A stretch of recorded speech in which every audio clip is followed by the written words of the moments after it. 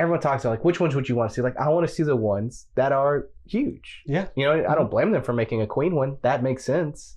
But you know, at the same time, I'm like, when not half the band, when some members of the band are still trying to profit off of the legacy of Queen, you can't really. I think if they would have went with the actual true story, they probably would have had more money coming into Queen. I mean, Queen's gonna make money for the rest of their lives anyway. So they didn't include Wayne's World either, so that's real crazy. I know, right? You can really tell now the ones that are very much look at this life, and then look at this like look at this person who you know was not a perfect person. You know what I think? I don't know if they've done a Little Richard one yet.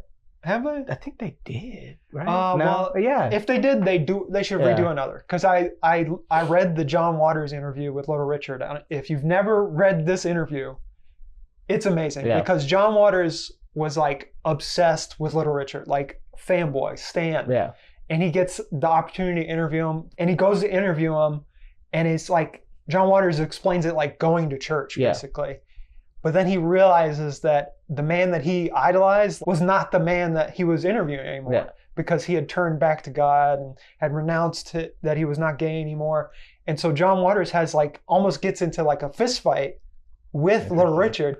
That's what I want the movie to be. I want John Waters interviewing Little Richard, telling a story. Dave Grohl also has a fun Little Richard story. Little Richard just seems like a dude that would make an amazing music biopic. Yeah. Is there one that you are like a band or a musician that you're like, I would love to see it?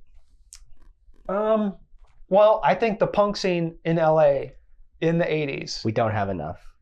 Is like so much happened in New York too. Yeah. It's so much happened in the punk scene in the 80s that it's insane. Yeah. It could be a whole miniseries. I think I